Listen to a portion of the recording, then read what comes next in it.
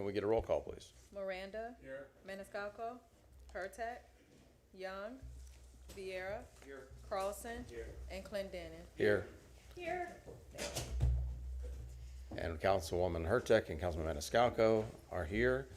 Okay, we left off, we said we would come back to item number 43.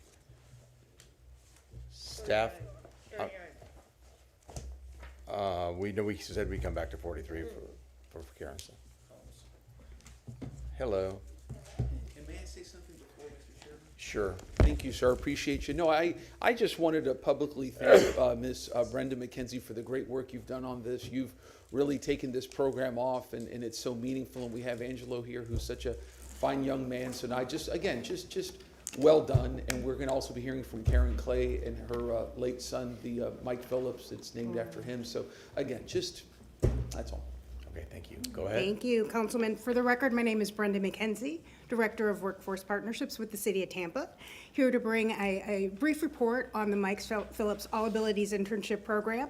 We've done a lot of work to really remarket the program and make sure that we are showcasing our neurodiverse talents with a number of our interns.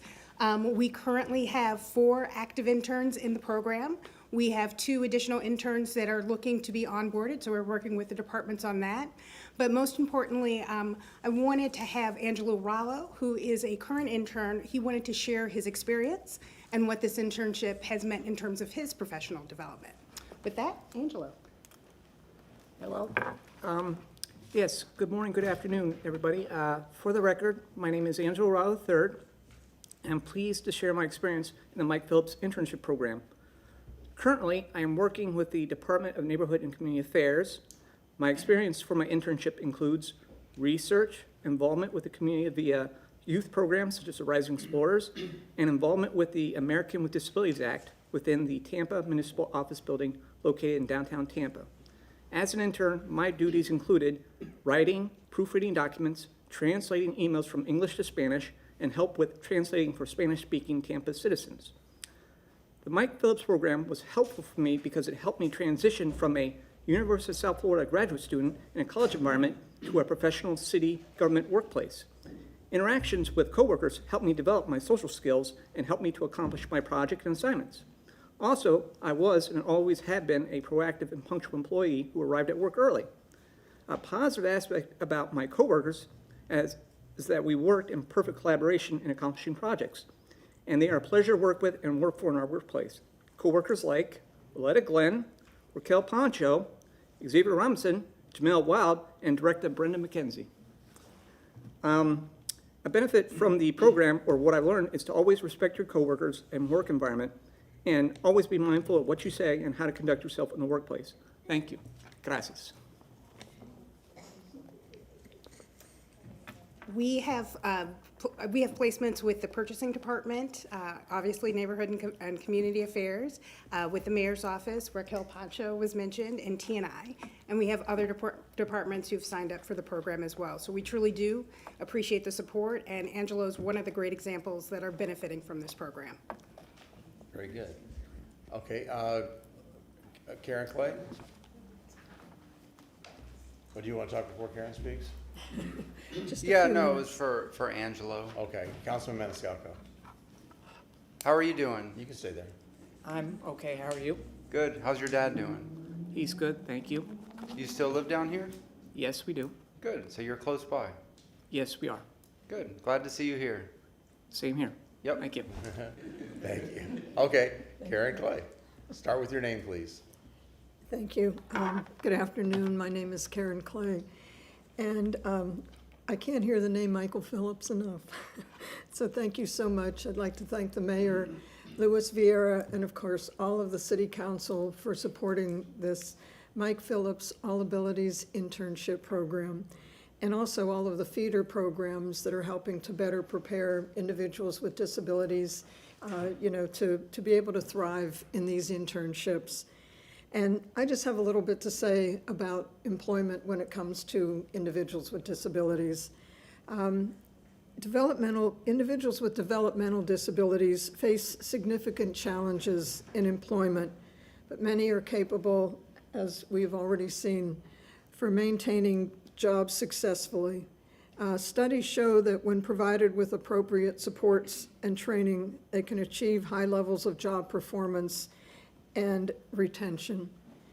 In terms of employment duration, individuals with developmental disabilities typically remain employed on average longer than some of their typical peers. Their attendance rates, and this is very significant, they often exhibit near perfect attendance, demonstrating reliability in the workplace. My Mike had significant health needs, and because of that, he obviously could not be fully employed and receiving a paycheck because that would have impacted his ability to receive the supports and services he needed through a Medicaid waiver. But that really didn't stop him. He still worked with Apple computers and other developers to create assistive technology that individuals around the world are able to benefit from. So on behalf of the Michael Phillips Foundation and myself, I want to thank you from the heart, because this really means just so much to me. And I just want to be a little selfish here, and for additional information about the Michael Phillips Foundation, please go to michaelphillips.org, where you can also donate to make sure that we continue to provide funding for accessible pieces of play equipment in our city parks. Thank you. Thank you, Karen. Hold on one second, State, don't move. Councilwoman Young. Well, I just want to thank you. Just for your advocacy. Also, Councilman Vieira for your advocacy as well, and to Angela, who I've had the pleasure to meet on a couple occasions, who is always professional and kind and knowledgeable. And so I'm just very proud and happy, all three of you, just for your work and for being here today. Thank you. Councilman Carlson. Yeah, I knew, Karen, I know you and Councilmember Vieira have worked closely on these kinds of issues and these kinds of solutions for years, and I appreciate both of you pushing this forward. We have a great example here as to why we need to do this and why it's important and the difference it makes in people's lives. And like you, I love hearing Mike's name also, and I didn't know him as well as Lewis did, but he was, like you, a fighter and someone who was passionate about helping other people, and I'm sure he's very happy seeing what you and we are doing today. Thank you. He is. Thank you. Karen, you're one of my dear friends, and Mike was such a good guy, such a good dude. I always enjoyed doing things with him, and his smile and lit up a room. I think more than just Mike. I think that Mike's legacy and you carrying that on is fighting is your fists demonstrate you're a fighter, and you fight for all. You fight for folks that not necessarily can fight for themselves. And I think that people like you remind us that the city of Tampa should be for all people, and and whatever your ability. And I love the fact, I almost tear up thinking about the advocacy again, just the playground equipment. It's just that a child shows up at a playground, regardless of ability, they should be able to participate and be able to feel like they belong in that playground and be able to belong with the other kids. And it's very moving that you fight for that. And I think it's very admirable, and I love the fact that the city that we're supporting that agenda, that these kids, that they show up, that they feel like they're part of our city. So thank you for that. Can I say one more quick thing? Go ahead, and then Councilman Vieira. One thing that Karen's been really good at reminding us over the years when we talk about housing, she says we need to make sure it's not just affordable but also accessible. And she reminds us that sometimes we look at folks with disabilities and think that they're not the same as us. But as she says, all of us will have disabilities eventually, depending on how long we survive. And Karen's done a great job with people of all ages, helping them through their abilities and disabilities and finding their strengths and inspiring them. And one of those is Peggy Land, who we all love, and hopefully Peggy's watching now, and we'll say hi, Peggy, and thank you for keeping folks like that strong. And even though our bodies start to fail us, sometimes our minds start to fail us, Karen challenges us to use everything we can to help the community. So thank you. Thank you. Councilman Vieira. Thank you, Mr. Chairman, and again, for Angelo, I'm so glad that Guido mentioned your father. You've told me about your dad, who's a Navy veteran, and y'all live, I know, in Channelside. I remember you telling me, and just your relationship with him is really touching. And I remember when we first met at that job fair that we had at Hannah, you know, I just immediately just was drawn to you because you can tell that you were raised right and that you have a lot of family love. I hope your dad's watching and all your family.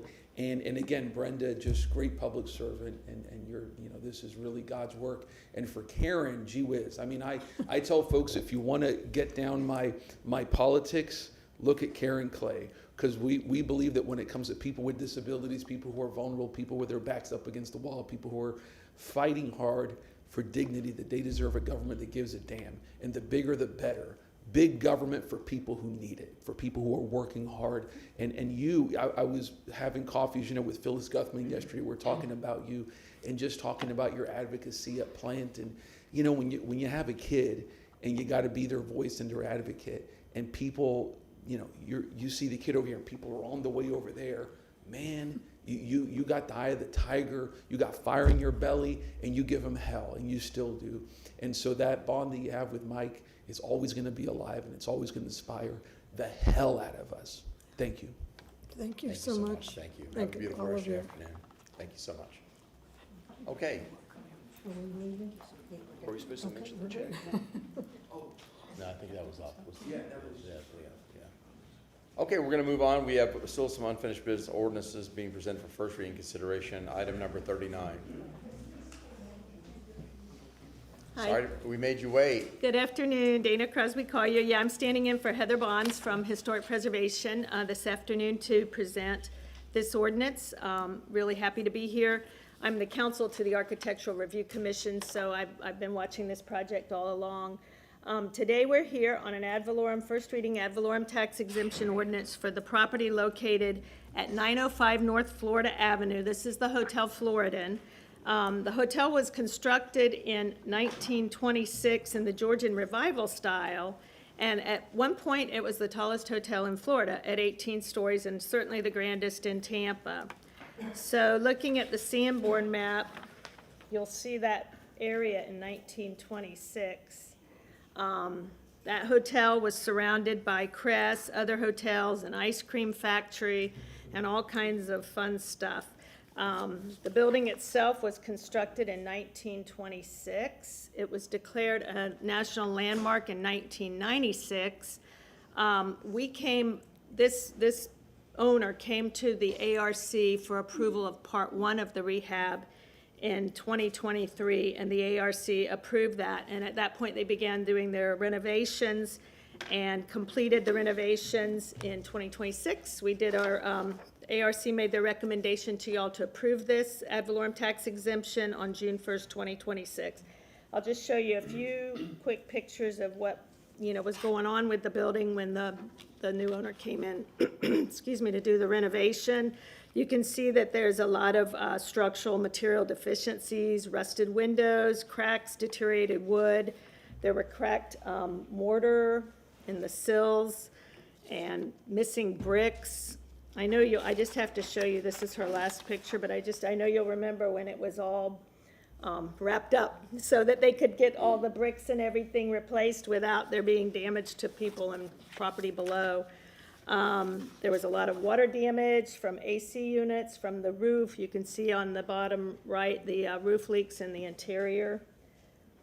And so they were able to restore and replace what they needed to restore and replace. They were able to preserve the original elevator, the tile floors, the mail shaft, which they now use as a key drop, which I think is really, really cool, and the internal column details. So I'll just show you another picture of the interior and how beautiful it looks. You can see the doors were preserved, including pulleys and weight window systems, and the peaky cypress ceilings in the lounge area. Ultimately, the owner spent over $38 million to renovate this hotel and bring it back to its former glory.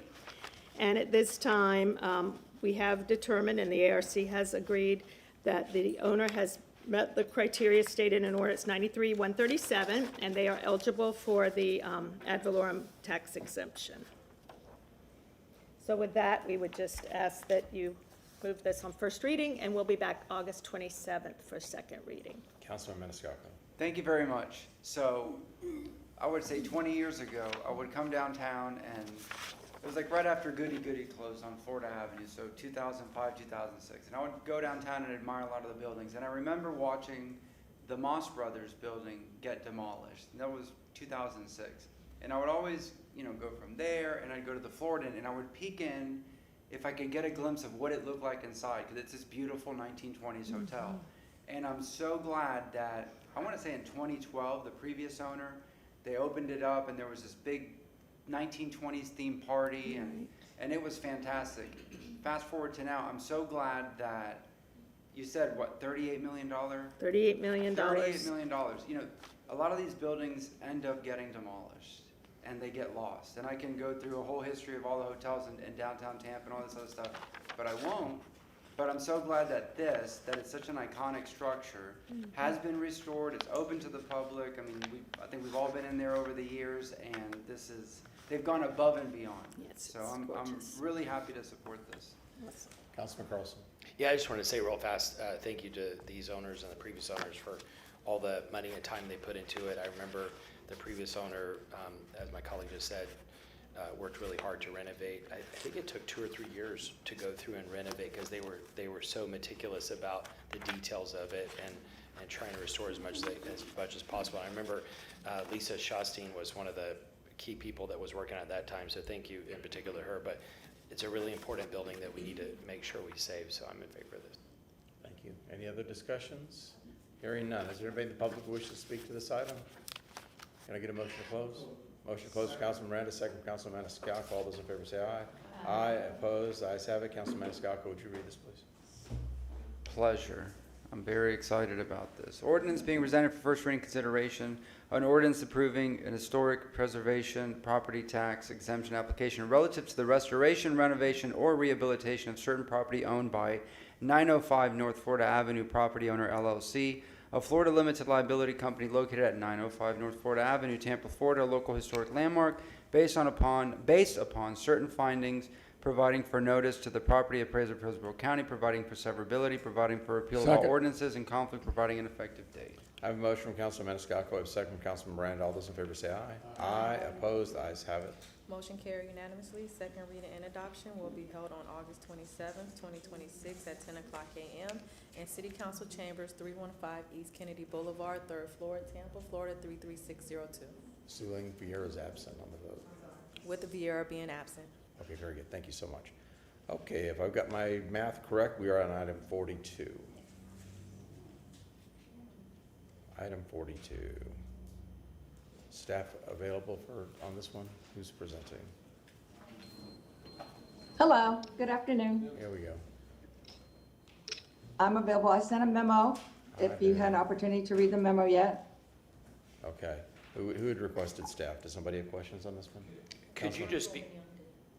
What did you say? Councilman Carlson, go ahead. Since there were concerns in the community about how this was done and whether it was fair, could you just, for 30 seconds or something, explain to the public why you believe this is justified, just so the public can hear? Well, all 4 addresses in this resolution request were deteriorated to a point that restoration was not an option. They were ordered to be demolished. They exceeded 75% of the assessed value. Proper notice was given to all of the owners. Opportunity to correct was provided. We followed the law, followed the rule, posted the property as required. None of them took action and removed the structures. The city, we hired an independent contractor to remove the structures, billed the property owner for those services, and they have neglected to pay the city for the money that we have spent to demolish the structures. So we are respectfully asking that you approve the resolution to place a lien on the property for the money that's owed to the city of Tampa. Thank you, Susan. Is there any further questions? Okay, hearing none. Councilman Carlson, you want to read this? Or not? You want- If somebody else can move it, Who wants to move the vote yes. resolution? I'm sorry, Councilwoman Hurtak. I think the question becomes, I think the question with this was, the woman whose house was demolished was in the hospital. So I think the question really is, what are the steps that we go through to make sure people are aware of it And how do we determine whether or not people actually receive them? Is this, at this point, do we do like signatories, certified mail, things like that? We were in touch with the family constantly. We provided extension after extension. If you're referring to the address out of the 4 of 2208 East 26th Avenue, we were in touch with the family. We had given the extensions that they had requested. Then the owner, the woman that was in the facility that moved in with the great-granddaughter, because that was unlivable and couldn't go back, and I believe I sent pictures to Kelly, your aide, to show the deterioration of the structure, probably back in June when I was questioned about it by your office. The structure continued to deteriorate. They were not able to sell the property. They decided not to fix the property. They were unable to fix the property. And we gave them extension after extension, like I explained, and they still neglected to do it. We again sent a notice of intent to demolish and then moved the case forward. Councilwoman Hurtak, and then Councilman Carlson. I just want to say thank you for that detailed explanation. I think that's Yes. pretty much what the public was curious about, so thank you. Councilman Yes, you're welcome. Yeah, And they and can call me directly. If they have any questions, they feel free to call me directly. Yeah, thank you. And just to add to that, I know it's not your department, but we have other services in the city like Raquel, who's really great at helping folks who are disabled or may qualify for other kinds of programs. If you know anything about those, could you just mention while you're on here for folks who may be in that situation, if you have a grandparent or loved one or friend who is just not able to repair their own house, what services might be available to intervene so that you don't end up having to do this? Yeah. I'm not aware of all the programs that Raquel works with. I do know SHIP, the Senior Home Improvement Program. I do know that they help people in these situations. But honestly, this structure was deteriorated to 92% of the value of the structure. There would be no rehabilitation on this property. It had really gotten to, if you had seen the pictures of the floor joists and the underneath the property where it was literally crumbling from the termite damage, the water damage, they would have had to structurally rebuild this entire thing. So it's good that they got her out of that house. It's a good thing. Yeah. All right, thank you. Okay, can I get a motion You're to move the welcome. resolution? We have a motion of Councilman Maniscalco, second from Councilman Miranda. All those in favor say aye. Aye. Opposed? Ayes have it. Okay, Thank you, council. very good. Thank you, Susan. Thank Item you. number 47. Oh, do we have 45? I missed one. Oh, you're right, I did. I missed one. Yep. 45. So, yes, this is our discussion about trees, and so I wanted to start by saying thank you so much to the rest of council for agreeing to postpone this 1 week while we have a chance to talk to the public about this.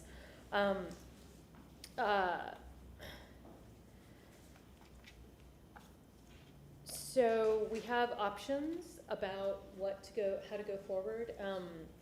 Some of the recommendations from the public, and quite frankly, a lot of this council was concerned about type 1 and type 2 trees and the ability to try to plant as many of those as possible. And when a member of the public came up with the idea to see if we could do whatever we could to plant type 1 and type 2 trees for a year through this program, also adding to the fact that we are about to expand where these trees can go to the entire front yard and to the side yard of houses that are on a corner.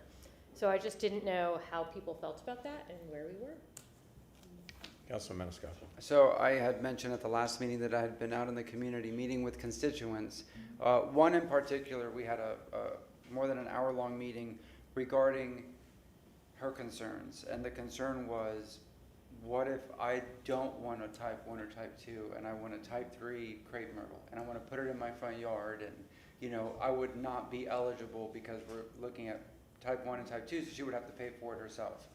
And her concerns were, I don't want to put something where the next generation or in many years is going to be obstructive to the power line. It's going to be an issue with maintenance. She was talking about like a neighbor's abutting tree, how it's constantly having to be trimmed, or the roots are just lifting up and causing problems for her on her property, like getting to the side of her house. These roots are so big now, that she's older and everything, she has to be more careful.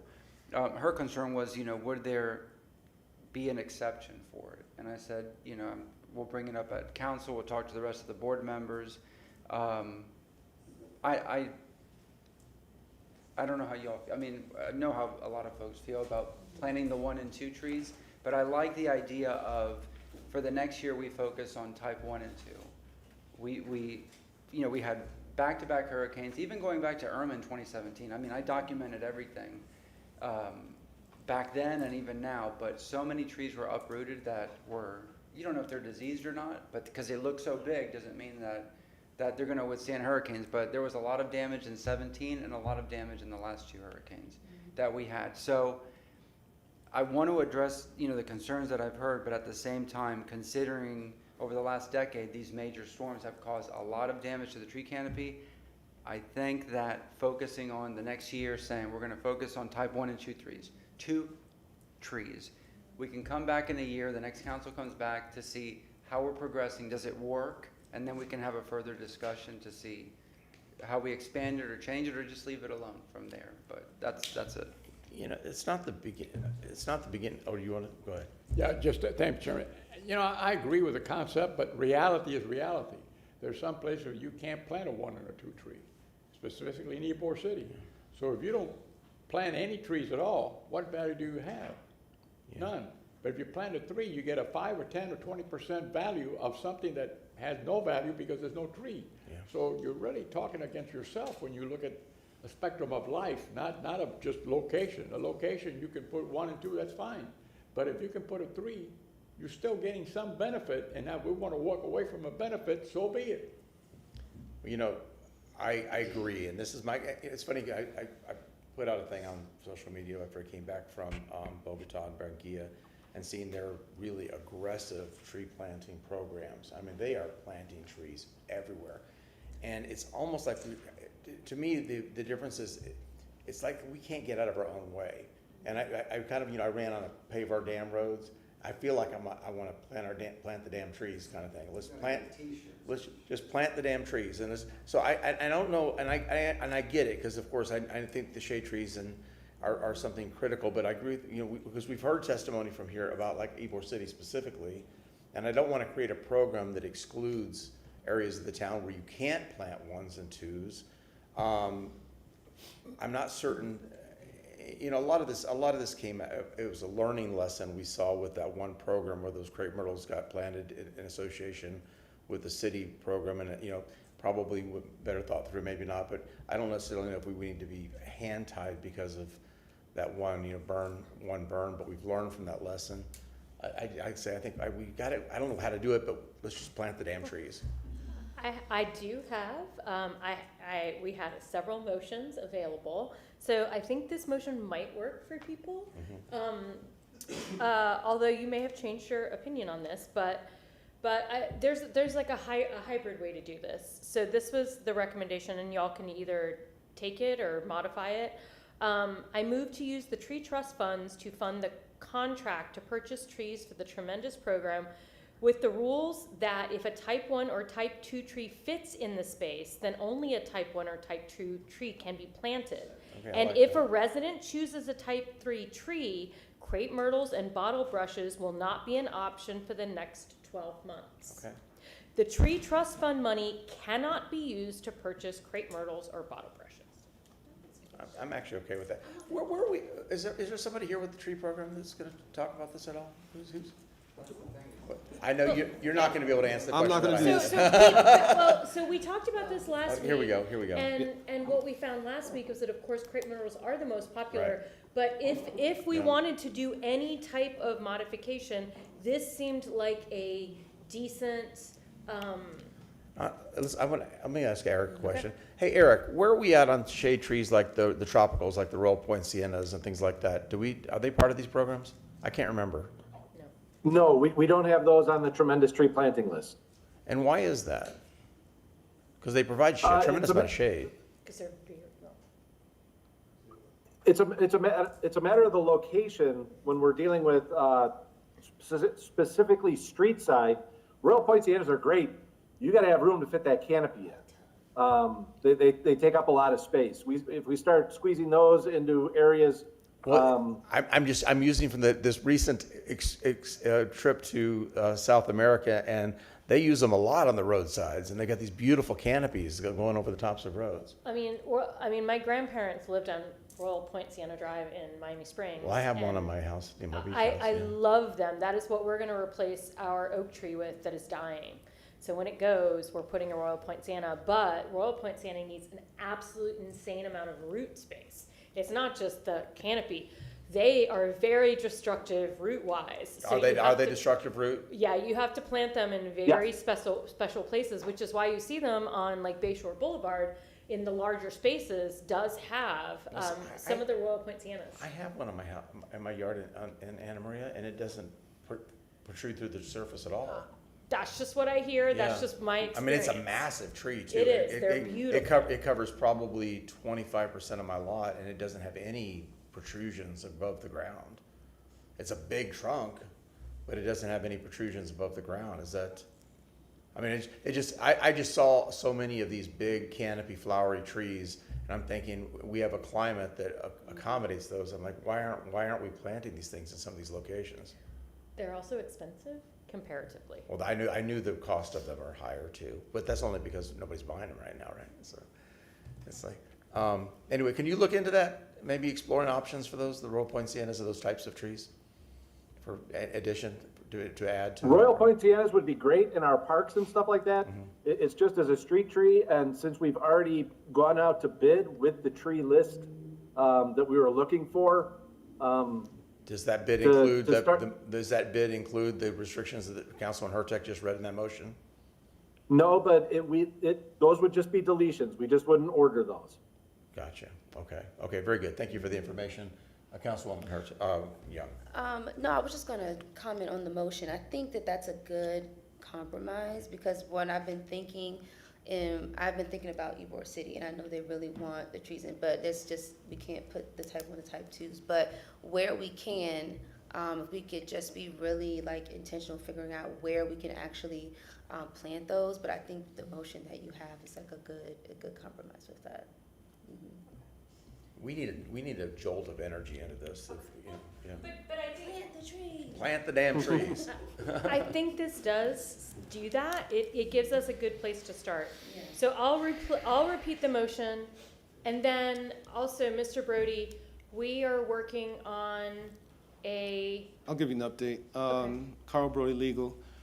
We are going to be meeting to work on updating the ordinance so that it's very clear about how we can use the tree trust funds, because I know there's a disagreement on that, and we can clean that up and also reference some of the changes that you're discussing now in ordinance form, so that, and this ordinance hasn't been updated since 2009, so it's around time to just update everything so it's clear that we're following the council's direction on how tree trust funds monies will be used.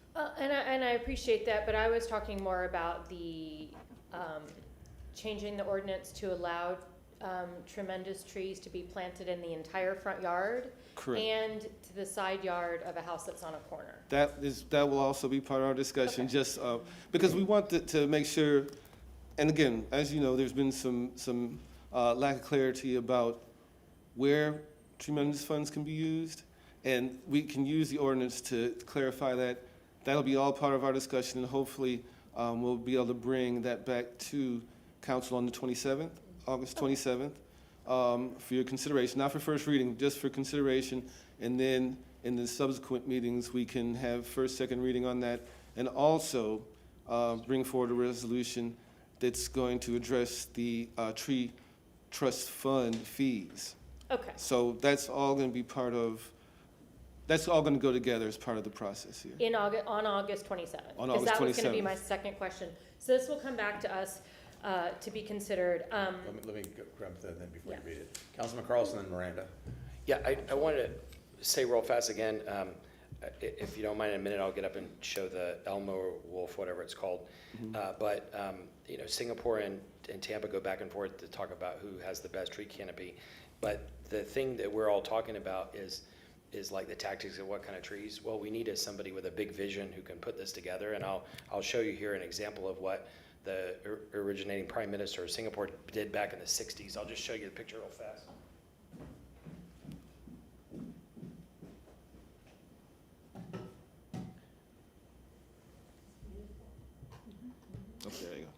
I go in? You got it. There you go. That's So, it, yep. so this is the road from the airport. Imagine 275 coming from the airport to downtown. That's what this looks like. And all the roads are like this. All the highways are like this. And so it's not just the trees covering the road, and it brings down the temperature about 10 degrees island-wide, but look at the bushes and flowers underneath. It's a whole strategy. It's an integrated strategy that you can see in some of these other pictures as well.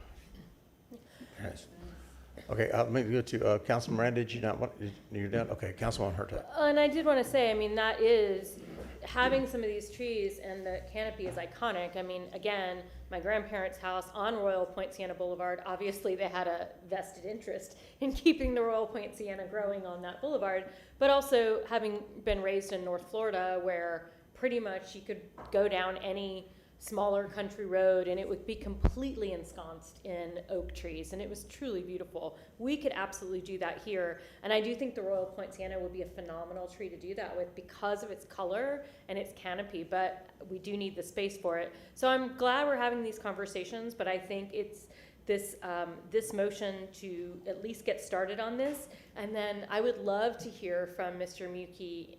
I agree with you in August maybe about the possibility for not just the Royal Point Sienna, but the jacaranda trees, like all the different colors that and the different types of trees that, quite frankly, now, because it's so hot here, that we can grow. We have the ability to grow tropical trees now that we didn't necessarily have the ability to grow even 20 years ago. And, you know, it's for better or for worse. I mean, climate change is what it is, but I know in my yard, I have a ton of citrus trees that unfortunately are all dying from citrus greening. Yep. So having something to replace that with, albeit much larger, it would be really lovely. So Eric, can you do a analysis of the type of trees that Councilwoman Hurtak said, the jacaranda, the Royal Point Sienna, of what the technical requirements would be for those plantings that we could consider, maybe just send a memo to council with that information? Eric Muki, Urban Forestry Manager, City of Tampa. Yeah, I could do that. That's not a problem. Okay. I mean, maybe think outside the box, maybe things that we're not actually even considering that you think, from your expertise, that you think we should be looking at as maybe diversifying our canopy, cover. That'd be great. Okay, I'm going to recognize Councilwoman Hurtak to read this motion. thank you. And Ms. Sharp just told me that Mr. Muki said that this is ready to come back to us on August 27th. The motion to approve the monies? Eric Muki, Urban Forestry Manager. I got a notification from Highland Cloud that the target date is 8/27. Okay, 8/27, perfect. So I move to use, I'm just going to repeat the motion just for clarity. I move to use the Tree Trust Fund to fund the contract to purchase trees for the Tremendous program with the new rules that if a type 1 or type 2 tree fits in the space, then only a type 1 or type 2 tree can be planted. And if a resident chooses the type 3 tree, crepe myrtles and bottle brush will not be an option for the next 12 months. The Tree Trust Fund money cannot be used to purchase crepe myrtles or bottle brushes in this contract. This will come back to us on August 27th, 2026. Okay. Very good. I have a motion from Councilwoman Hurtak. I have a second from Councilman Vieira, and I would say that the bottle brushes should be permanently removed. But Well, we'll deal with that. again, We'll deal with that in we're 12 gonna- months. we're- We'll deal we'll with that let it do later. 12 months. Yeah, we'll deal with Okay. that later. I have a motion. I have a second. Is there any further discussion? Hearing none. All those in favor say aye. Aye. Opposed? Ayes have it. Thank you. Okay, and so I have a couple more follow-up motions that we kind of talked about.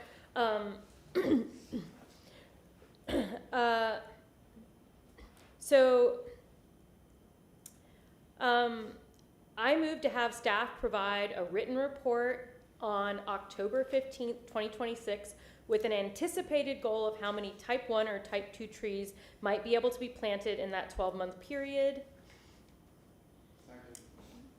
I have a motion. I have a second. What's the point of it?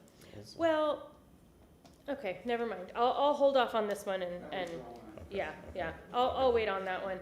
But, and also just notating that, Mr. Brody's going to be bringing back, the, resolutions on August 27th. Yeah, okay. So Good. just letting everybody know, Okay. the saga continues on August 27th. Well, good work. I hope people that are tree lovers in the city of Tampa understand that the city council is trying to plant the damn trees. And hopefully some new tropicals. I Yeah. just can't, I mean, the beauty of the jacaranda Right. and When that thing's in bloom, I mean, it's like May, oh my gosh, it's yeah, crazy. Royal Point Siennas are just Yeah. truly the most I beautiful have a tree. picture of mine, one, in full bloom, kind of gorgeous tree. Can I say Okay, one? Councilman Carlson, then we're gonna move on. Yeah, just what we really need. Right now there's a goal to plant a certain number of trees, and what we really need is a strategy from the arborists or landscaping consultants or somebody. Ideally we'd be using some, just like the folks from USF did, we use some kind of AI to mix with Google Maps to look down the streets and figure out which streets now, because of the storms and other things, need canopy, which streets need to be beautified, and we can strategically target it. So we're hitting 10,000 trees is fine, but we need to build up the canopy. We need to beautify the street. People often complain, why doesn't my neighborhood look like Bayshore Boulevard? Well, it should. But we need to put in indigenous plans so we don't have to spend a lot of time landscaping them and maintaining them. But there's got to be an overall city strategy for neighborhoods and parts of the town, not just Bayshore. Thank you. Councilwoman Young. I agree with Councilman Carlson, and also just thinking about, on the TPO, we had that presentation talking about the importance of trees with transportation and also mitigation with, as we're talking about storms. So I think like an overall city plan for tree planting that involves transportation, mobility, our parks, all of that, I think could be really beneficial for us. So that's it. And also, we have a lot of traffic, and we have communities that are near the highways, and we know that science shows us that the trees help to take some of those toxins that goes to the neighborhoods as well. Okay, Councilman Hurtak, and then we're really done, we're moving on. Okay, well, I had to get that out. no, and you're right. The problem with that though too is that we have to then educate people on the benefits of trees, because there are so many people that are worried about those trees falling. And what do we do? So it's a combination of all of those things, and it's not easy. It's not a simple fix as just saying this is where we need trees, because we need people to agree to have them.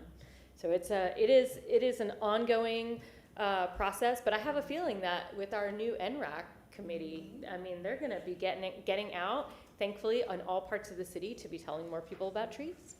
Okay, we're moving on. Item number 47. Ms. McGregor?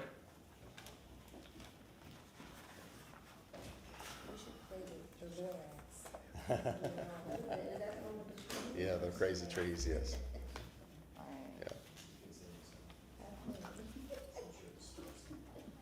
Oh, yeah, Star Singer. Nothing you can do. Thank you. You're going to come prepared next week. That's my guy. Okay, thank you. Yes, ma'am, start with your name. Good afternoon, Council. Janelle McGregor, Director of Community Engagement and Partnerships. Thank you all so much for taking the time over the last 2 weeks to just provide us your feedback and your insights as it relates to the Social Action and Arts Fund. That input was truly invaluable to us, and we wanted to honor the time you took in moving quickly to make sure that we made this deadline today. With that expedited timeline, we're asking for council's grace in just displaying a couple slides here that we feel will better paint the picture of where we're trying to go. You have the floor.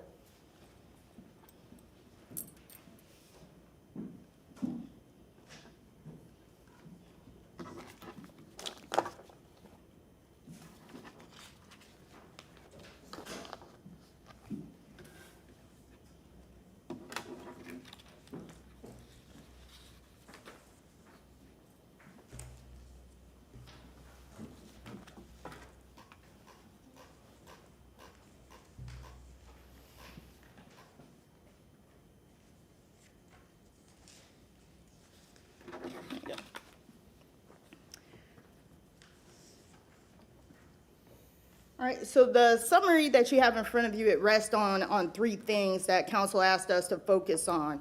Aligning staff with the city priorities, and for the public, staff, Social Action and Arts Fund. Aligning the Social Action and Arts Fund with the priorities and the community's need, building in measurable outcomes, and helping organizations move toward long-term sustainability. So everything that we present here today will tie exactly back to those 3 pillars that we were asked to present on.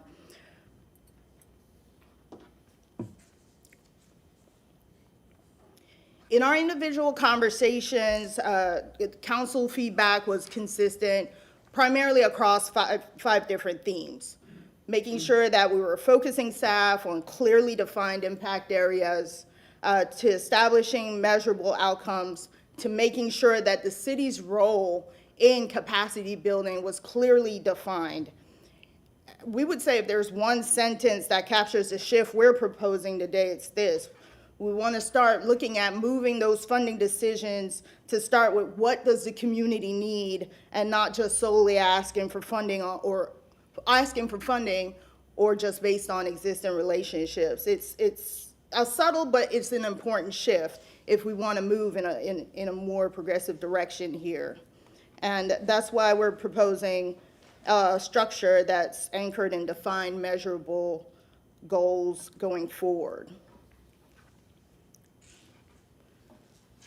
So this isn't all just philosophical. This is, as I shared, it's grounded in data as well. This is the city's 2024 Community Values Survey. It's the most recent survey that's online, which measures the gap between how important residents say an issue is and how satisfied they are with their current experience of it. So the bigger the gap, the more it signals an unmet expectation. And what we're proposing today will tie back to those experiential gaps that we have highlighted there on the survey.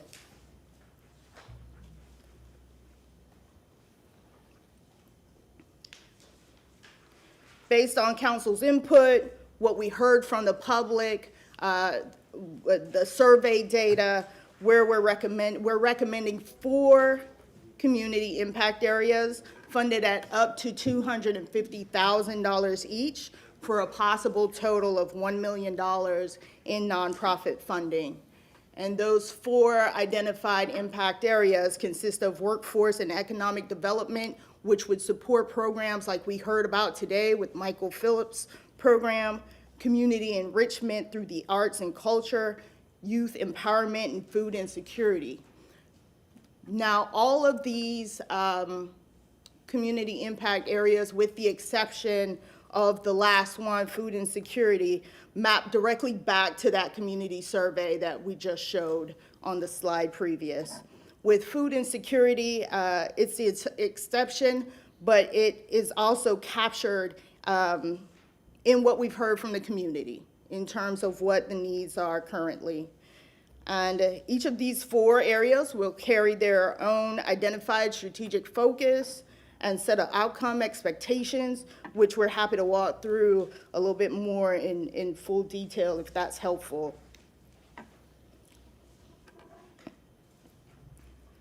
Council was clear and consistent in what we heard on one specific point, and that was that the Social Action and Arts Fund needed to demonstrate measurable results.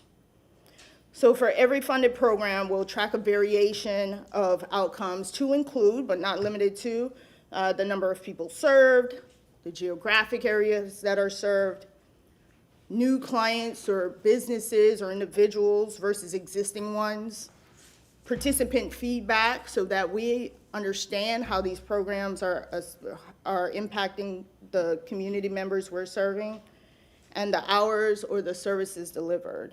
And together, that will pretty much tell us the story of what our reach is, what our coverage is, what the perceived impact is, and how are we intervening in these cracks that we've discovered. And the goal here is standardized reporting across every organization we fund so that we can evaluate the results consistently and report staff's collective impact back to both council and the public in a more accurate manner.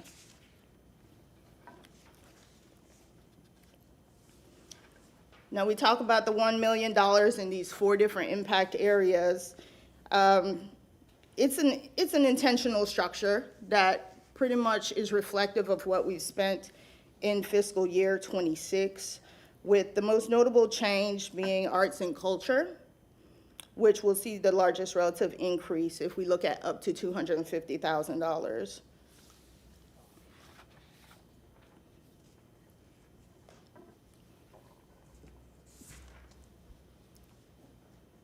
Finally, here's how we're proposing it would all work operationally. Organizations will apply into one of the 4 impact areas. Staff will evaluate capacity and alignment.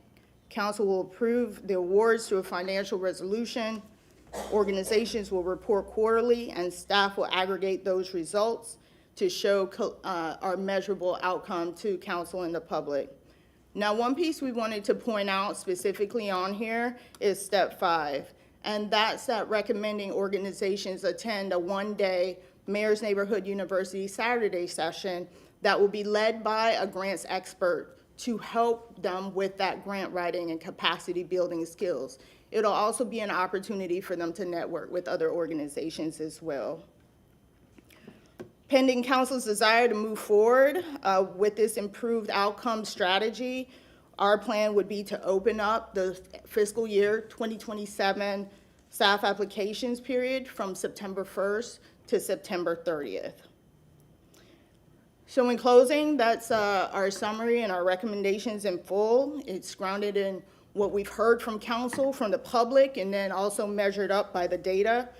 And we're glad to answer any additional questions or explore these 4 impact areas a little deeper. And after we do so, we would just respectfully request council to adopt this approach and framework as a pilot for fiscal year 2027. Thank you. I've got Councilwoman Hurtek, followed by Young and Maniscalco and Carlson. Thank you so much. I really appreciate you talking to all of us. I think you got a really good, collection of, I think it sounds like we're all heading in a similar direction.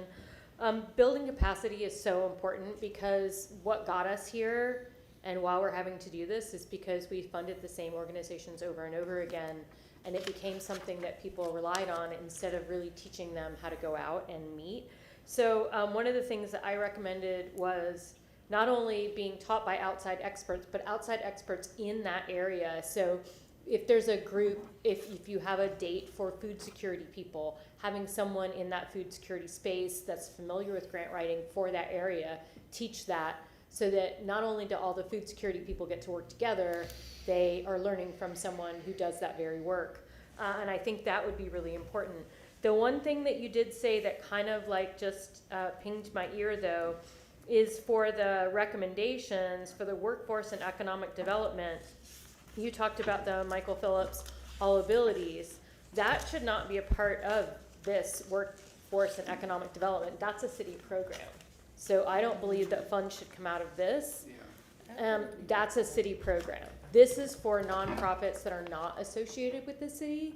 And maybe I misheard, but I just wanted to, that would be my recommendation and my hope, that we wouldn't be taking money away from active nonprofits, and that we would fund that wholly from anywhere else that we would want to fund it. But I think that needs to become a part of the city. May I, 2 seconds to clarify? You'll get in line.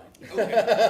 So that was all, but that was the one part that and I know that you want, that you believe in this too. Oh, yeah. But I just really want to make sure that this isn't one that we send off to learn how to grant fund. That's a city program, so. Correct. Okay, Councilwoman Young. Well, one, thank you both. I think we had a 30-minute meeting set, and I think this is my jam. So we talked for way longer than 30 minutes, but I just truly appreciate you all really working on this so that we can have a clear direction of what we want to do as a council, because I believe in the power of nonprofits, but I also believe in a strategic approach of how we use the nonprofits to help us as a city address those community needs. I'll also echo Councilwoman Hurtek's sentiments about the building capacity, because that is extremely important. As someone that, I worked 8 years in nonprofit as executive director, and that's one thing, you never know when that funding is going to stop. And so being able to network, knowing where to go for the grants, how to write the grants, what makes a great grant application, being able to, go and find what kind of grant should I even apply for. I think that's really, really important. And we often hear it sometimes in the nonprofit world, when the money stops, the programming stops. And we have so many needs that we can't let that happen. And so we want to be sure that, yes, if after you time out and you don't receive funding here, those children still have needs. Those seniors still have needs. There's still food insecurity. And so to be able to continue to provide it even if you don't get the funding from here, I think is really important. And just for longevity of your nonprofit, having the ability to build capacity is so important. And so I appreciate you all so much for just helping and steering us into the right direction. I think this is a really great approach, so thank you all. And thank you for listening to me rant for almost an hour when I was talking about nonprofits. Councilman Maniscalco. I just want to say thank you. We had a great conversation the other day, and to both you and Andrew for all your work. It's a good and sensible approach. And, we spoke at length the other day, and I appreciate it. I know it's a lot of hard work, but, when you discuss, having people take part in a one-day Mayor's Neighborhood University, I mean, a lot of organizations get a lot of money, that are very helpful, but at the very least they should see, how it works, how it's a benefit to we know that a lot of these nonprofits are benefits, they're all beneficial, but so we can get a better understanding and then, hopefully show folks the art of grant writing and seeking future funding in the, down the road so they can continue to grow and be successful. But I'm very impressed. You put a lot of work into this, and thank you. That's it. Councilman Carlson. Yeah, echo my colleagues' comments about the process you all went through. Thank you for that and for the time you spent with all of us. The result looks great. And just for anybody watching, the genesis of this in part was that folks in the community want us to efficiently use tax money. And many people feel like they give to charities already. And so why is the government doing that? And so what we've got to do is justify every dollar we spend of taxpayer money. And we have to explain if we're going to give to a charity what unique role we're supplying, and how the charity can do something better or different than the city would. And so I think that you all have done a great job with that. The only thing that I would recommend, right now you have an area called community enrichment through arts and culture, which is great by itself, but I would maybe call it something like arts and innovation or arts, creativity, and innovation. And when you talk about enrichment, there's a cultural aspect of it in defining cultures and neighborhoods and groups. There's also, healthcare. TGH spent a lot of money on art as health therapy for people going through. There's specific kinds of art therapy for folks. But the real thing that's going to support the arts industry in the future is being tied to the innovation economy.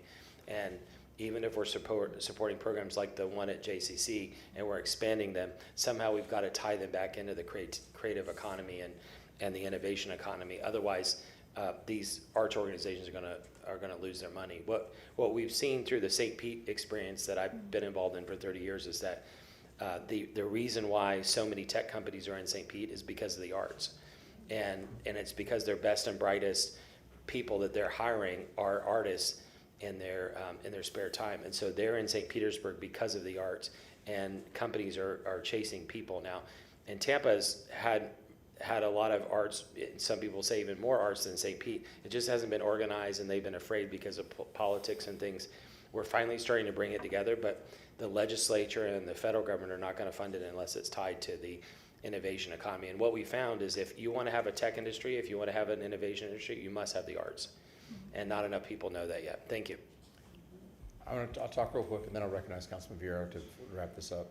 I want to say I'm proud of my coworkers on Tampa City Council. It seems like we've all come together and are all moving in the same direction, which is really nice to see. Outside of the dais, independently, we've all come to kind of the same conclusions. So that's nice to see that we've kind of seen some of the stumbles in the past and are moving forward. I'll repeat, thank you to both of you for your contributions, Ms. Kopesky as well, and all the city staff that has anything to do with all of this. I think everybody's done such a great job. I would actually move to agree with Councilman Carlson, if you don't throw a pin in any change, to change that title to Community Enrichment through Arts, Culture, and Innovation. Does that capture that, Councilman Carlson? Yeah, I think community enrichment has certain meanings, which could be a sub of it, but if it was just called like arts, creativity, and innovation, or arts and innovation, just because it's got to be tied. There's the industry of selling art. You know, there's sculptors in Tampa and St. Pete that are selling millions of dollars a year in art, and sculptures. There's painters that are selling millions. So there's the industry of the arts, but then there's also arts tied to the innovation and technology. I like with the politics of it. I think the innovation part of that is important too. So can we do that just so arts, culture, and innovation is a pending change? Does anybody object to that? I think that actually. The bottom line is the guys in Tallahassee are not going to fund anything related to the Right. arts unless it's tied No, to that's tech. no. I'm telling you, that's why I like that. So it rang true to me when you said it.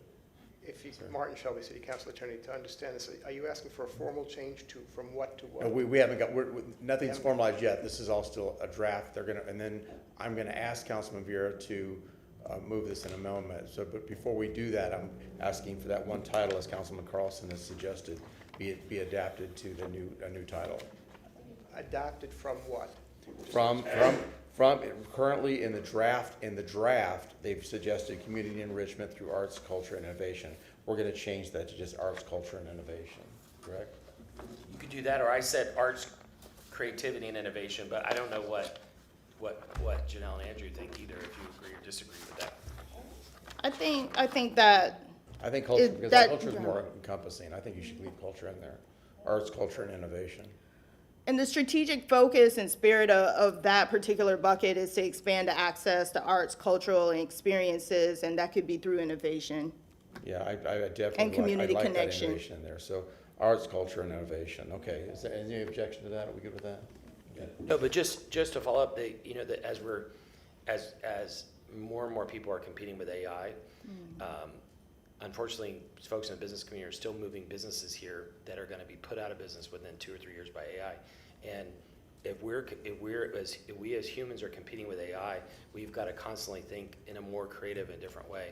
And what we need to prove is that the arts, in whatever form, cause you to think differently, ideally in your day job, to come up with innovation so that you can. And the example I use is a painter having drinks with an industrial designer from Jabil. You know, Jabil makes the iPhones and the bands at Disney and a bunch of other stuff. They're one of the biggest electronics manufacturers in the world, headquartered in St. Pete. And if an industrial designer is having drinks with an artist and they start brainstorming ideas, the person from Jabil can come up with a great idea just by being in proximity to an artist. And so that's where we're adding value in our community. Okay, thank you.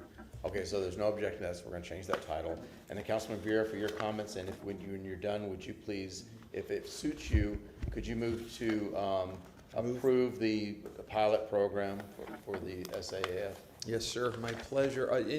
This was a while ago, but I do, because Councilwoman Hurtak and I think, understood it differently, and I would like clarification on that, Janelle, which is, I understood when you said the Mike Phillips program, that it was the foundation that Karen runs. Was it that or the internship program? Currently, what's being funded through Social Action and Arts Fund are those organizations that fall under the umbrella of the Michael Phillips program. Okay, I hear you. One thing we wanted to So be. you're correct, thank you, ma'am. Yes. We wanted to be cognizant that even though we're taking on this new shift, that many of the organizations that are currently receiving this funding will still be eligible. Yeah, so thank you for that, and thank you, Councilwoman Hurtak, for catching that, because I understood it as being the $10,000 allotment that the foundation gets, which is obviously separate and distinct. So, yeah, and I have spoken on that many times before, and I would hope in the budget this year that that is specifically funded, because I know that other internship programs for kids who do not, young folks who do not have disabilities, are funded in the general budget and not through this particular section, which is more at risk. So I would hope that we have equity and equality in that regard. So again, thank you, Councilman Hurtak, for catching that. But I did want to just say that I support these changes. We had spoken for a while on it, and just salute the work of both of y'all. Janelle, you obviously always do great work, and Andrew, like I always tell you, I just really enjoyed just seeing you. You know, you obviously start off with Councilman Carlson as his interim legislative aide, and you've just grown into the person that you are professionally, and you just carry yourself so well. So just My hat's off to you, buddy. So if I may, I do move to approve the pilot program with the aforementioned name that was Thank you. recommended. I have a motion from Councilman Vera, second from Councilman Maniscalco. All those in favor say aye. Aye. Opposed? We won't- Thank you, council. And lastly, I'd just be remiss if I didn't acknowledge my colleague, Andrew Eltman, who is kind of the brains behind a lot of the work that's being done here. So thank you, Andrew, for spearheading a lot of this. We'll allow it this one time. Okay, very good. Now, I know we have 48, but do you mind if we move to 50? Because they've been waiting out here for a while, Adam and Justin. So why don't we go with 50? Well, 50 is a report, so it's Oh, yeah, actually business. it is, well, yeah, I just feel the difference. Does anybody care if we go to this? So on 50, You have a motion. Justin and Emily Hinsdale and I went back and forth yesterday, and I handed out to you all this morning Yes. a motion I'd like to make. I don't know if Justin wants to say anything else. Justin Vassy, Legal Department. Yeah, I worked with Councilman Carlson and Emily Hinsdale, and we came up with a clarified motion. And I would just suggest respectfully that you give us to come back in November 5th with a draft ordinance. And all we're doing is we're more narrowly defining the.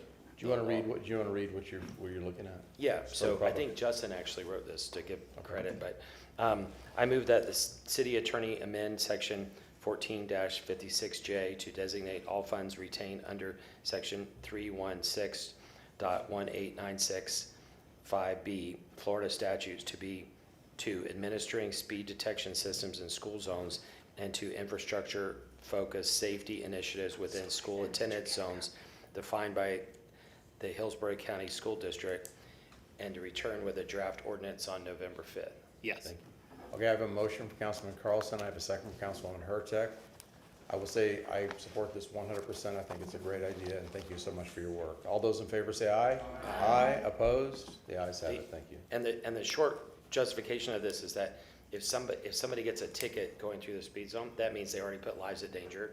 And so this will spend money to make sure that people are not putting lives in danger. So thank you so much for both of you for your, Adam, right? Yes.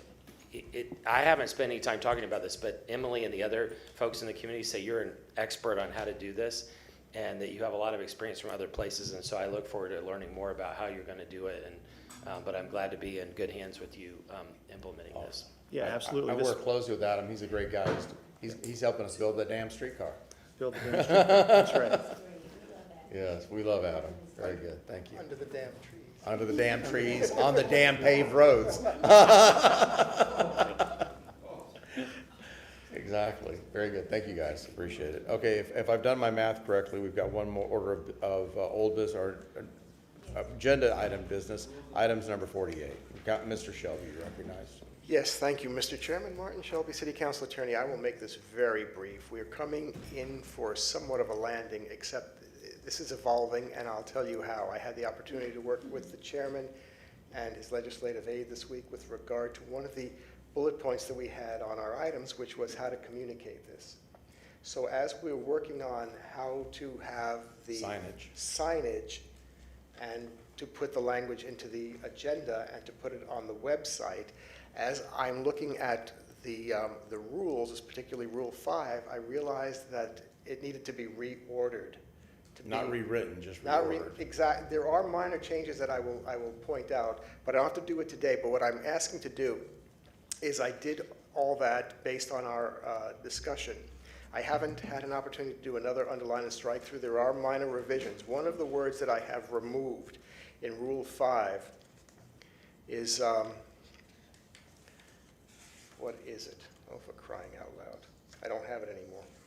See how stressful it is to be on the spot? It is it, but neither here nor there to make sure, because it is the end of the day. What I'm going to do is I'm going to submit and ask that the council accept a substitute resolution with the amended order. It'll be emailed to you. If council wishes, I can still do an underline and strike through, but now there are several versions flying out there, so I don't know what to do an underline and strike through really against the original. I guess we can. Yes. Correct. So that's what I'll do. So at this point, I'm going to submit to the clerk the revisions And how, again, so it's just to supplement what Mr. Shelby's saying. What I asked of staff, and Sam is working with communications, is when this is passed, to have large poster size placards made, one for outside of council chambers, one for when you come into City Hall for meeting days, so that we are, and then we're gonna have actually the complete rules available in printed form so people can pick them up as well, so we can clearly communicate to folks. And in the process of doing that, Mr. Shelby said maybe the rules were kind of like, we wanted to have them more sequential to what they actually is applied to a meeting, so they'd be easier to digest to the public. So they haven't changed any of the format or any of the substance of the, just reordered so that they fit well into this communication model. So that's where we're at. Could I ask for a motion to accept the substitute, please? Okay, I have a motion from Councilman Maniscalco, second from Councilman Vieira. Now, finally, council, per your rules. Oh, Yeah. what? Did you want to I'm ask? sorry, no, I think I should follow a vote. I'll wait. Okay, okay, so I have a motion, I have a second, Councilwoman Hurtado. So this is to approve the new rules of procedure. No, this is to No. accept the substitute for your consideration when it comes back on the 27th. That was what Okay. I was about to explain. Okay, If you look at, well, I'm still really unsure. I don't really love the off-agenda public comment where it is. So that's my one that I'm just still struggling with. Yeah, I agree with And Mr. Chair, if I may. Councilman Vieira. So on a different topic, I do, we can discuss that, that Councilman, sorry, Guido, you gave me that cookie, now I'm coughing, which is funny. The issue of the commendation presents for the Officer of the Month, Firefighter of the Quarter, and then whenever we get back there, ATU. You know, I timed today, and it's probably like 2.5 minutes or so. I just, again, folks, I'd ask for reconsideration on that tiny issue because the juice is not worth the squeeze to make them go downstairs, then to put it at the end of the video. It's just, it's gonna break it up too much. And these folks, they get 5 minutes, 7 minutes. Sometimes It's not. 20. It's, Today was very efficient because there wasn't as many. I know. And we combined them into one. But we can, if I may, we can make it more efficient and have them timed like 8 minutes each or so. It's just a tiny thing. And by the way, like have folks who go up there, and by the way, I'm gonna say it, that gentleman, I forget his name from was it Ford or GM? Ford.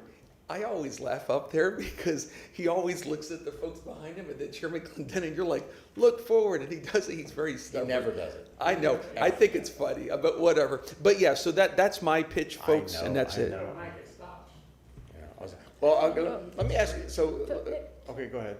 I was gonna say that the only thing that would make me change my mind on that was honestly today, the way that once everybody got their award and then all the gifts came at once. So if we did one line of gift. Yes, I think one line of gift giving, everybody shakes the hand, 1, 2, 3, and they're gone. may I just suggest that on your next time that you do this, We you will time have the firefighter of the quarter and the Yeah. police officer. So are you going to take two? For the gift line. For the gift giving? Yeah, they all get the same gifts. I think it works just fine. If we honor the officer of the month, then we honor the firefighter of the quarter, and then they ATU. both stand ATU. but when we get ATU back, and then when we get ATU, and then we honor them, and then all three of them stand there, and I mean, police have got it down. They've got somebody taking the gifts, and they've got a bag for them. They did. I mean, they've got it down, so each respective group can organize it. But I think it went very well today, and that would be the only way I would consider doing it, because then you're taking 3 different presentations and tying it into one. May I? Councilman Carlson. Yeah, the other thing is, I think we need to give them some parameters that ideally it's like 5 seconds or something like that. Ideally, they would say the name of the organization and what they're giving them, and thank you, that's it. But without lots of commentary, because it ends up being like a 3-minute ad. But enough about Steve McElhaney. And just tell them, look, the alternative is that we're gonna take it down to the 2nd floor, but you need to say, hi, I'm from such and such a restaurant, we're happy to give you a $100 voucher to come eat at our restaurant anytime. Thank you so much for what you do. That's Mr. Chairman? Where does that land us? Well, just an aside, anytime you use the timer and it involves an invitee to this chambers, I've never seen council do anything but give them the time. The grace. It is disrespectful or perceived as disrespectful and rude to not allow an invitee to be able to speak. So just conscious, please, that when you say we're going to be very strict about the timer, the reality is that It's a very difficult thing to be sitting in a position with a guest. It's one thing amongst ourselves, or somebody in some of the normal lines of business, but these folks it's definitely different. I mean, I'm not opposed to giving this a try, because we can always go back and revisit. Yeah. So go ahead. No, I'll just say I know for the accommodations that I've done, when we, day before, Darlene will call and say, just to let you know, you'll have 10 minutes, and we put the 10-minute on the timer. And I think the ones that I've done, they've either been right at the 10 minutes or under 10 minutes, but we tell people ahead of time that it'll be, the max is 10 minutes, and we try to stick to it. And in fact, may I, Mr. Chairman? Yes, sir. Thank you so much. So Microphone. Thank you. So number one, we say, as Councilman Young said, that it's 10 minutes. Number two, it is literally state your name, your organization, what you're giving, move forward, and then we can maybe even give the first floor available for them if they wish to go further for their own personal purposes. But I'm all the things stated today, I'm fine with them. If I can ask you, right now it presently says commendations and/or presentations, 30 minutes total, limit of 3. That would stay the same. That stays the same. And It's just a matter, it's the gift giving. okay, and so then what I will do is I will remove the line about having recognition, community recognition on the second floor. I'll take that out. And we're going to consolidate it Yeah. to one event. So how would you phrase that? I would phrase that Community recognition shall, somebody here, Recognize everybody you get one shot. I don't know how you could word that, but. I don't know either, I'll work on that. How would we put that in the form of a motion to me, just so I can? You would say that all of the, yeah, Community recognition. well, what you would say is commendation gifts will only be presented once. That's nice and simple. I like that. Commendation gifts, Will be presented once To for all. up to 3 commendations at a time, or however you want to phrase that. we've never used the word gifts. That's Well, what I'm then, saying. then, Community then, recognition. then community recognition. Community love, whatever. Community recognition, I think, is the proper term. Community recognition Will be provided once. shall be consolidated, Yes, no, shall be, Shall be. shall occur once. shall occur. At the conclusion of the commendations. And Mr. Chairman, if I may, I would volunteer, if you'd like, sir, since I do that, to draft a memo emphasizing to gift givers the brevity issue. Would you like for me to do that, sir? It's got to come because, like ATU. Probably needs to come from the chairs. Yeah. It's Okay, I just say that because it's got to come Okay. because we have multiple people. I know police and fire is the usual suspects, but yeah, I know. That was very generous of you, and I'm sure Sebastian You appreciates could the still extra ask, work. you could still ask them to draft it for your signature. That's true. Yeah, you're welcome. You're welcome to have Sebastian draft it for me. Mr. Chairman, one more thing. In terms of Okay. brevity, I just want to remind council, while I have most of you here, just that one of your rules does state that council district offices are encouraged to edit the length of the biography of the person invited to give the invocation to make it consistently succinct and uniform. District offices should inform the invitee of the preferred length of the invocation. That's in your rules. And I sure wish there was a sentiment in this council because none of the other government offices have these. And I know there's invocations. I know that there's a sensitivity to it. But in the government office, I really do think we should conform with every other government meeting in this, and With what? Yeah, no, like skip the invocation. I don't know, have Nobody other else- boards nobody- do, are you no, serious? The county, no, the county, the county doesn't do it. the Board of county- County Commissioners used to. They do not. The school board doesn't do it, the county doesn't do it, nobody does it. If I you mean, wish it's to not take that It's up, not popular, but I'm just trying to think if we abbreviate these meetings. I make a motion that we ask the county and the school board to add prayers back in. Okay, shush, you are not recognized. You're out of order.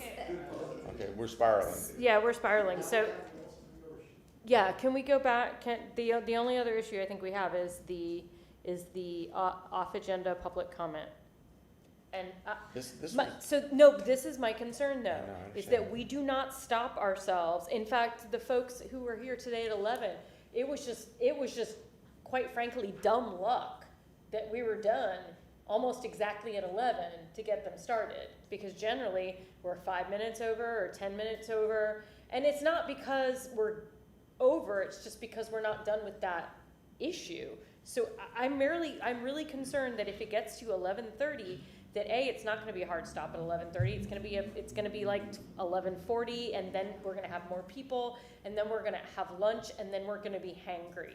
And there's really nothing worse than hangry council members. There's nothing worse than Lynn Hertek hangry. Yeah, I'm not a pleasant person when I'm in. I mean, that's why I get a snack, but I'm just saying, just overall. I think Ms. Shelby, would you please address this, because this was well discussed through legal as well, so. how many second readings did we have today? Madam Clerk? None. How many second reads do we have on the 27th? And the reason of this was, the rationale is that you get done with city official business, such as second reads and the consent docket, before you take that. And again, it takes discipline to stop, to determine how many people are on the off-agenda list, and you allow them enough time so by the time of your lunch recess, you do break for lunch. You do break for lunch, just as you have to do a hard stop at, let's say, 11:30. If it's only 3 people, then you can do it at 11:45. And I guess that's time management of the chair. And with the sign-in, it's predictable. So we know who's They there. yes, it presently says that off-agenda people don't have to put in a card and use the sign-in sheet. Do you want that to change? Or do you want everybody to use cards? Everybody should use cards. Okay, then I'll change that. Yeah. But that makes it harder to monitor, because that means that is going to be sitting out Okay, there up until 11:30. I retract, you're right, I retract, you're right. Okay. I mean, I think we should move forward with as printed, and then if we need to pivot, we can always pivot, but I think we should move forward and see how this works. And again, this was after a lot of discussion about the flow of meeting, the business of the city council with the second readings, and all the staff and everybody that's here, and the paid people that are here. I mean, this is and one of the other things that you've decided to do that's in these rules now, when adopted, is that you will not, under your approval of the agenda, start moving up, because some people say, I want to hear my items now. Right. In the community, you don't move up staff reports ahead of public hearings Right, that have already been set. Yeah, okay, here, would you take that for me? So I move a resolution amending and Moving it, Oh, I'm and I'll sorry. tell you why. Okay. Your rules of You just have to procedure read it. just say it has to be read at 2 consecutive regular meetings. So a resolution No, amending, you're doing substitute. well, we already did the substitute. Okay. Yeah, so the substitute has already been passed, so the substitute is what we're doing. Okay. So a resolution amending and restating the rules of procedure governing the meetings of the City Council of the City of Tampa to primarily address public participation with the limited public forum created to conduct official public business, providing an effective date. Action. What's going to happen is this is going to be uploaded. You will have this and the underline and strike through for the backup of the 27th. And what happens is your resolution will say that once you pass it, it'll take immediate effect. Okay, so this is the first reading. Well, there's no real reading. There's This really is no just a reading. rule- Well, this I is mean, internal rules. There's no, Okay. this is really not. I'm telling you now, I'm not voting for it for 2 reasons. It's the cards, which I hate, and because people don't believe that they can come in and speak, and then I'm still concerned. I don't think we'll do a very good job at making sure that people who want to speak on off-item agendas are there. So And that's just my piece, but I guess Mr. Miranda is gone, so. You are questioning my ability to run the meeting. I'm just kidding. Well, it's not you, No, it's the seat, because, so that's my thing. Is Councilman Miranda? Well, there's no coming back real, to there's this no vote? real vote. Like I said, Okay. that's pretty much all it has. Okay, so Councilmember Carlson. No, as I said a couple times, I agree with her about the off-agenda items. I think it should be adjacent to the other, but separate. Okay, so I have a motion from Chair Clendenin, and I have a second from Councilmember Maniscalco. there is no vote. Oh, okay, well There then, is no vote on this. Basically, your vote is one vote on the 27th. And then you'll have a full opportunity to see what the changes are. Yeah. But I will say, presently, and here's something significant that council, all of this that I've brought back was what council voted on at the workshop. except a lot of us Except- disagreed with it. Not a Two lot, of us two. disagreed with it. And the issue is that with off-agenda items, and this is significant, the reason that it's a hard stop at 11:30 at the earliest is because it only is 30 minutes. Yeah. If you have 20 people or 30 people here for off-agenda items, you will then have to adjust the time you allow for each person to speak in order to have all of them here. Correct. And all of them heard. Otherwise, they will leave some people without the opportunity to speak. And Yeah. that's just Oh, on then off-agenda items. I reference the folks that said about, I think Pam was one of them. They don't have to be here at 9 o'clock in the morning. They can come at 11:30. And in some ways, that actually works to an advantage. Yeah. Okay, well, we don't even have a question at all. there's No, no we're moving on. question. Okay, that concludes our regularly scheduled program. We're down to new business. Councilman Carlson. I have two. I'd like to make a motion to receive and file my Form 8B from item number 25 earlier. I have motion, I have from Councilman Carlson, second from Councilman Vieira. All those in favor say aye. Aye. Opposed, ayes have it. As various folks from the community have mentioned over months or years, there's issues with Tappan Park, and I've had conversations, they've had conversations. I wish we could bring, at least for 5 minutes, whomever the administration wants to explain what's going on with Tappan Park. So I would make a motion to ask Parks and Stormwater to give a 5-minute report on September 17th as to the status and future plans of Tappan Park. Okay, I have a motion from Councilman Carlson. Is there a second? Second from Councilman Miranda. All those in favor say aye. Aye. Opposed, ayes have it.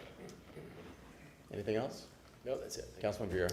Thank you very much, Mr. Chair. We have the City of Tampa Veterans Advisory Board, which has been established. I had sent out a memo for folks to do their appointments, and the mayor's office gets some as well. What I was going to ask is that we have those returned to us by our next council meeting, August 27th, so that we can vote on them and then get that party started. Mr. Shelby, should I make a motion is a resolution required for that, or?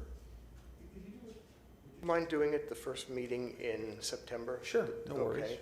And then what you're asking for is for people to come back with come back with the appointees, and then council will vote on to the do full that. list. Yes, And then sir. I'll come back with a resolution. We still have to work out the logistics of how that committee's going Can to. we have can people, because it'll be a month, can people get you the resolution in the meanwhile? The And then you- names? Yeah, I'm sorry, strike that. Thank you. Sure. Can people get you the names and we just have the resolution by then? Sure. Yeah, okay. That'll be, so the So first meeting in that's my September? motion. Is the first week in September good for you? Yeah. Okay, good. And is that good with council members, I assume? So I have a motion from Councilman Vieira to have City Council submit their names for the Veterans Committee to Mr. Shelby. Mr. Shelby will return to Tampa City Council on our first meeting in September, which is it the 3rd? September 3rd with a resolution. Okay. We have a motion from Councilman Vieira, second from Councilman Maniscalco. All those in favor say aye. Aye. Opposed? Ayes have it. Thank you, sir. And then tomorrow, we have an event at 9 a.m. here at City Hall for National Purple Heart Day. We obviously encourage everyone to come if you can do so. I was going to make a motion I was going to give to the Tampa Bay Purple Heart Association, Rudy Salas, Gary Lee Rains, Tampa City Council commendations. They were going to be speaking on their experiences in Vietnam. And that was my motion, if I may. I have a motion for Councilman Vieira, second from Councilman Maniscalco. All those in favor say aye. Aye. Opposed? Ayes have it. Thank you, Council. Okay, Councilwoman Young. So we had one more Rising Explorer who wasn't here this morning, but she wanted to introduce herself. Can you come to the podium really quickly? Good morning, or good afternoon. Good afternoon. Good afternoon. I am Camille King, and I'm a Rising Senior at the Academy of the Holy Names. And this summer, I was a Rising Explorer with the Marketing and Communications Department. Very nice. Thank you Well, very welcome. much. Thank you for coming to Thank you. introduce yourself. Thank you. And also, I know we already talked about it earlier, but today is my last day for my 2 interns, Aviana and Celia. And so I'm just, again, happy that you all were with me, and I know that you're going to be awesome. Can you come tell us what you all are studying in school really quickly and what you want to do? Celia's first. For the record, I'm in school for Commercial Art Academy. Hi, Zaviana Lagans. I want to go to school for a pediatrician. Awesome, awesome. And lastly, I was here with you all today, and while I all love you, my little sister got her white coat today. She is, her graduation is this weekend, but she will be receiving her Bachelor's of Science in Nursing. She already has her Bachelor of Science in Biomedical Science, and so she did get her white coat today, so I'm very, very proud of her. And, one of the things I talk about all the time is just youth and youth investment. And so seeing all of our interns today, but also seeing, my younger sister and, I am so, passionate just about youth, but when you provide, that opportunity and investment in them, but also just letting them know that we want and need them to be a part of this city, I think you really just start to see a difference in really that investment in them. So congratulations to Ari, and I cannot wait to celebrate you this weekend. And I'm going to show her a picture of when she was in middle school and she had on a white coat, and we said that she would have her white coat, and then she had her white coat today. Congratulations. Congratulations, Ari. You have such a great family. Yeah, very good. Congratulations. My sister's a nurse, my daughter's a nurse, yeah. My niece is a nurse. She's going into, she's pediatric nursing. Okay, very good. Yes, There was an yes. interesting program at USF that, in fact, everybody in my family and half my friends went to. They started off as nurses. It was an Obama program where occupational health nurse practitioner, if you maintain like a 3.5 GPA, they paid for, it's a double master's, and it was all paid for. Wow. So and it definitely escalated the, the income too. So I'm gonna turn around to that. Councilwoman Hurtado? No. Councilman Randa? Trifecta. Isn't that what it's called at the horse race? Yes. I have something, and then I'll recognize you, Mr. Shelby. Okay. Okay, I'd like to, I don't know if you were paying attention to Hillsborough County's commission meeting yesterday, but they passed a motion, and I would like to make a motion to request city legal staff and others as necessary to explore how the city of Tampa can opt in to the Hillsborough County short-term rental ordinance to be considered by the Hillsborough County Board of County Commissions on September 2nd, 2026, and report back on August 27th, 2026. And just, Hold on, I need a second first. what's that? Is there a second? Yes. Okay, so I have a second from Councilman Carlson. Would you like to explain this? Yeah, this is interesting. Well, right now, it's kind of like the free reigning world of Airbnbs and VR. It is not. There is a rule. Well, there's yes and no.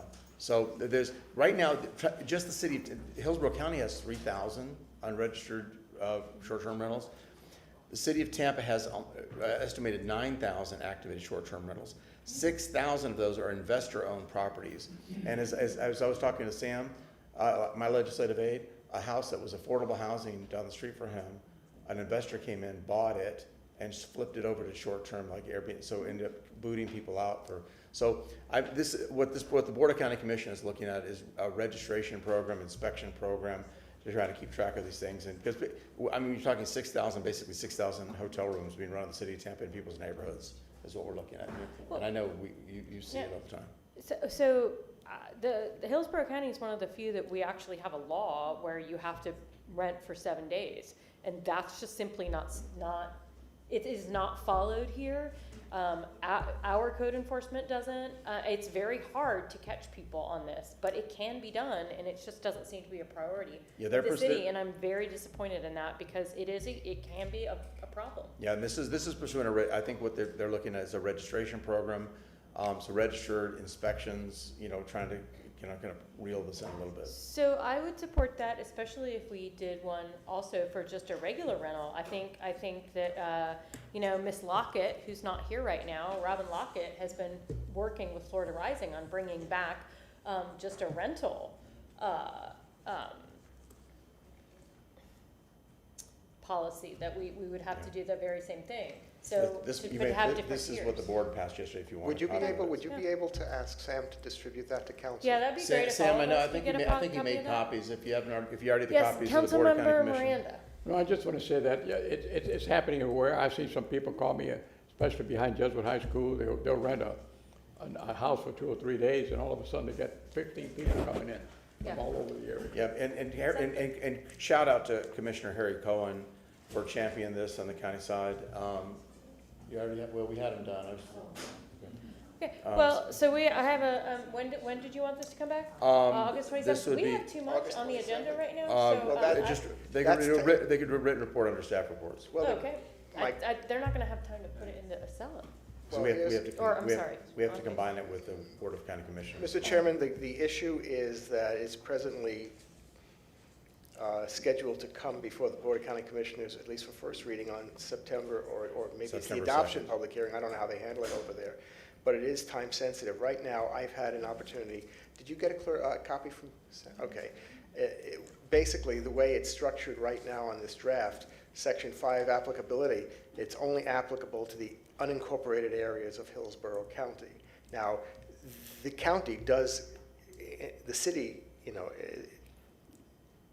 is subject to county rules and county ordinances, so if they're not particularly excluded here, as they are here. So So we're asking legal to work with them to see how we can be incorporated then. within the short time that they have, they can pick up the phone and find out whether they can opt in or not, and if that's such a thing as. And according to Commissioner Cohen, it was supposedly going to be written so that we could opt in. Okay, so can you restate your motion? Motion to request legal, staff, and others as necessary to explore how the city of Tampa can opt in to the Hillsborough County short-term rental ordinance to be considered by the Hillsborough County Board of Commissioners on September 2nd, 2026, and report back on August 27th, 2026, under staff reports. Under written staff reports. I'll second that. However, I don't mind going in and doing something like them, but if you opt in with them, later on you might have a problem somewhere else. But I'm saying you like what they do, we can almost not be copycat, but we can work it the way. Well, the problem with doing it is that there's a cost involved, and they're already setting up the structure and yeah. And Wait a the minute, cost state, involved means we have our own people, they're not gonna have their people come inspect our houses. I don't think that's gonna work. I think that there's a whole process okay, there. let's all read more about it. Yeah, and I don't find know out anything more, about it, and- that's what I'm And saying. I look forward to the written report. So I have a motion from Chair Clendenin, a second from Councilmember Miranda. All those in favor? Aye. Aye. Any opposed? Okay, thank you so much. Okay, is there anything else? Mr. Shelby? Martin Shelby, City Council Clean up. Attorney. Yeah, well, yes. Follow up if I can.